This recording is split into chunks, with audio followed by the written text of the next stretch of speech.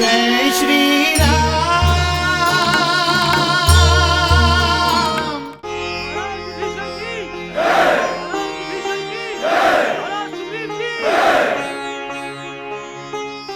अयोध्या आने के लिए आप सबका बहुत बहुत धन्यवाद। आप लोग दोबारा अयोध्या आए तो प्रभु श्री राम को, मुझे और अयोध्या वासियों को बड़ी प्रसन्नता होगी।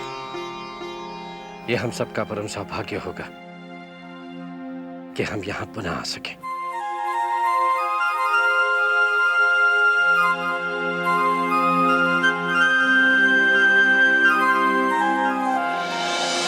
महाराज विभीषण, ये आप क्या कर रहे हैं?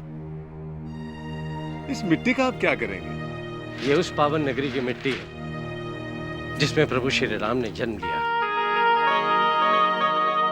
और जिसमें उनका निवास है। इस मिट्टी को मैं अपनी नगरी लंका में ले जाकर डालूंगा ताकि अन्याय और अत्याचार से लाल हुई उस नगरी की भूमि भी पवित्र हो जाए।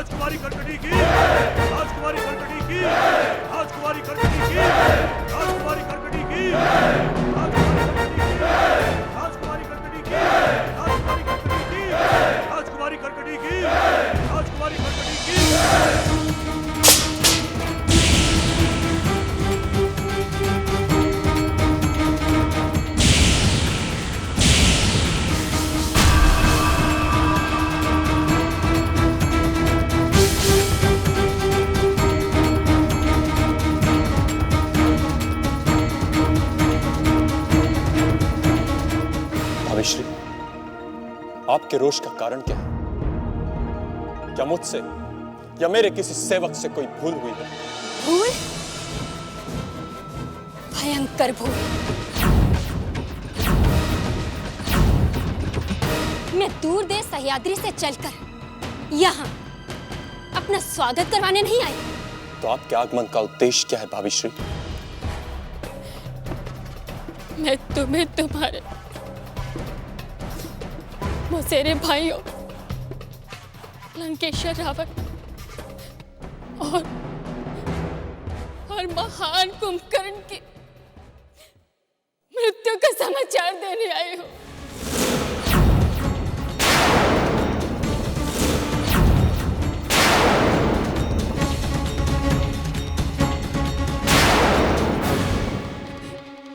नहीं, नहीं, क्या कह रही है भाविश्री? कह दीजिए कि ये सत्य नहीं है। इस धरती से लेकर आकाश तक ऐसा कोई नहीं है जो दोनों महापराक्रमी भाइयों की हत्या कर सके। सत्य कहते हो तुम भैया? कोई नहीं था जो उन दोनों का युद्ध भूमि में सामना कर सके, किंतु दुष्ट मनुष्य और कायर देवताओं ने षड्यंत्र करके उनकी छल से हत्या की है।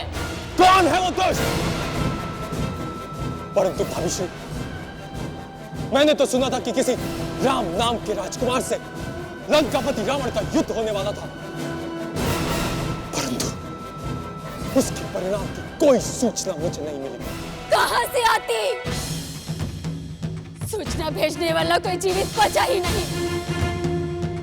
केवल वो दुष्ट विभीषण वो जाकर राम से मिल गया। उसी का राक्षस द्रोह पूरी लंका के पतन का कारण बन गया। हाय, भाई ने भाइयों के प्राण ले लिए। पूरी राक्षस जाति को कलंकित कर दिया उस नीच ने।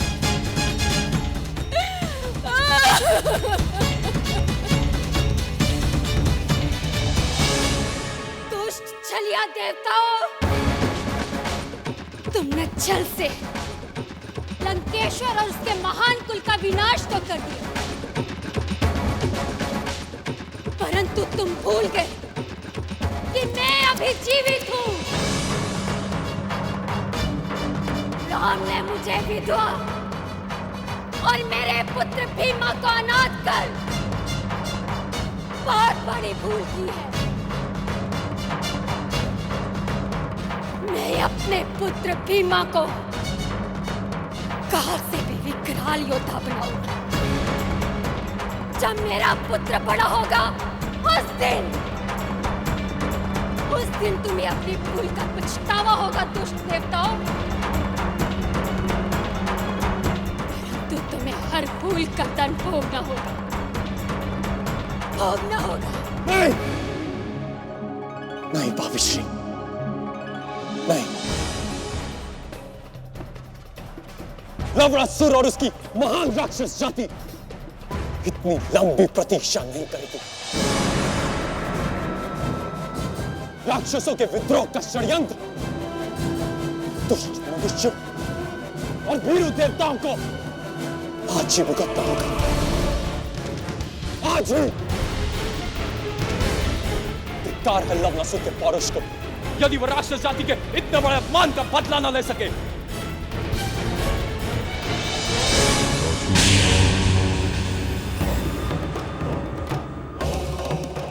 सब सुने, जिस प्रकार मेरी भाभी करकटी आज इस मधुपुरी की राज्यसभा में बिलख बिलख कर रो रही हैं, ठीक उसी प्रकार सीता भी रोएगी। जिस प्रकार मेरी भाभी करकटी की मांग में सिंदूर नहीं है, ठीक उसी प्रकार कुछ समय पश्चात मैं मधुपुत्र लवणासुर सीता की मांग का सिंदूर उजाड़ दूंगा।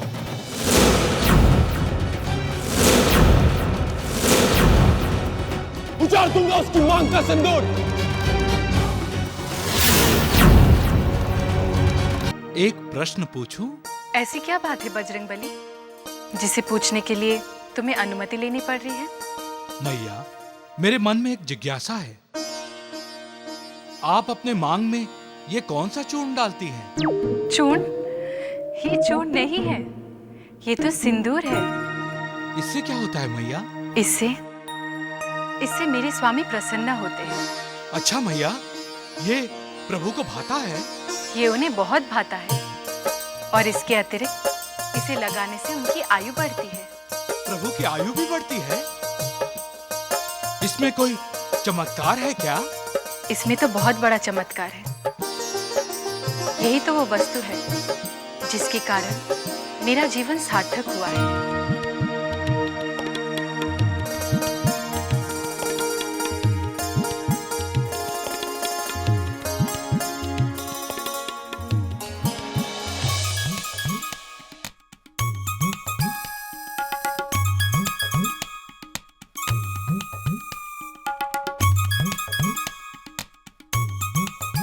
देखने में तो बिल्कुल साधारण लगता है। यदि मांग में लगाई हुई पतली सी रेखा से प्रभु इतने प्रसन्न होते हैं और उनकी आयु में वृद्धि भी होती है, तो यदि मैं इसे पूरे शरीर में मल लूं, तो वे तो बहुत अधिक प्रसन्न हो जाएंगे और उनकी आयु भी बहुत अधिक बढ़ जाएगी। ऐसा ही करता हूं।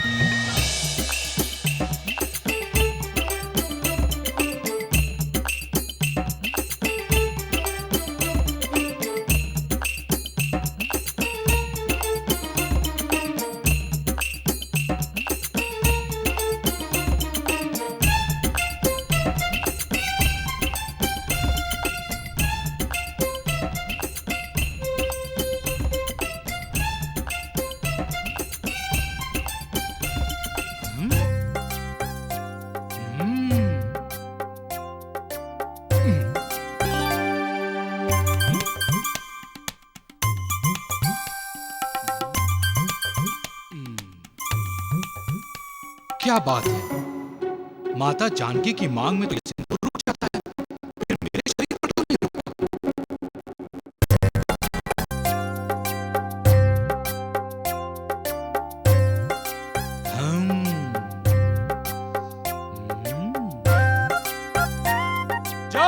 श्री राम।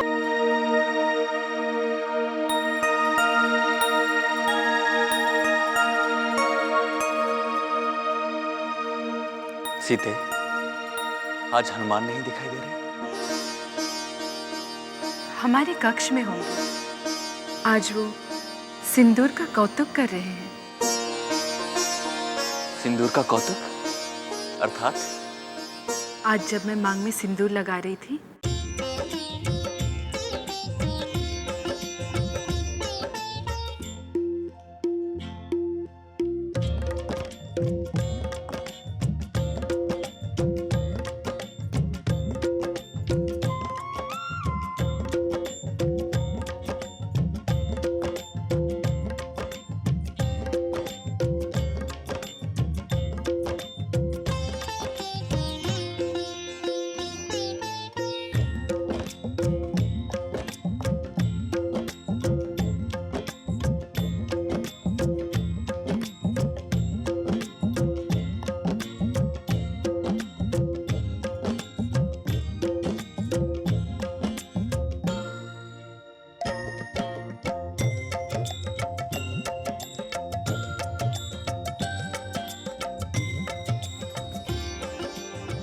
इतना ढेर सारा सिंदूर देखकर आज प्रभु कितने प्रसन्न हो गए हैं।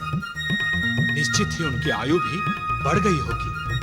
अब मैं सदा सिंदूर का प्रयोग करके प्रभु को प्रसन्न रखा करूंगा।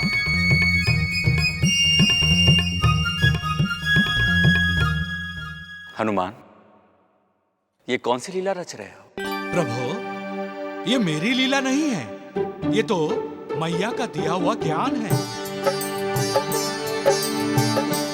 प्रभु, आपको खुश करने के लिए ही मैंने अपने शरीर पर सिंदूर लगाया है।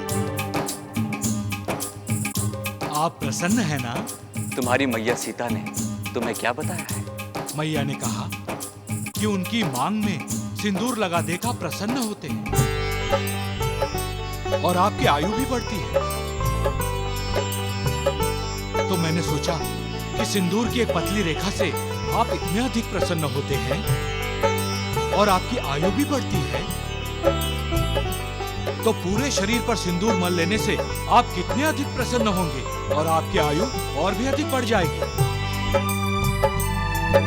इसी कारण घी में घोटकर सिंदूर मैंने अपने पूरे शरीर पर लगा लिया।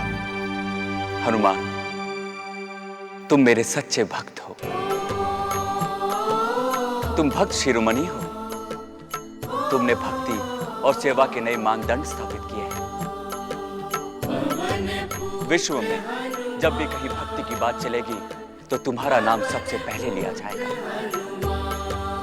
आज मंगलवार के दिन तुमने मेरी प्रसन्नता और लंबी आयु के लिए ये लीला की है।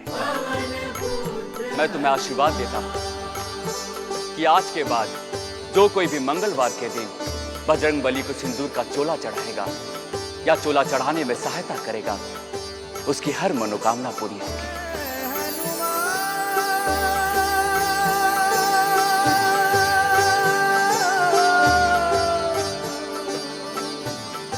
वो बजरंगबली की कृपा तो प्राप्त करेगा ही, साथ ही वो मुझे भी प्रिय होगा।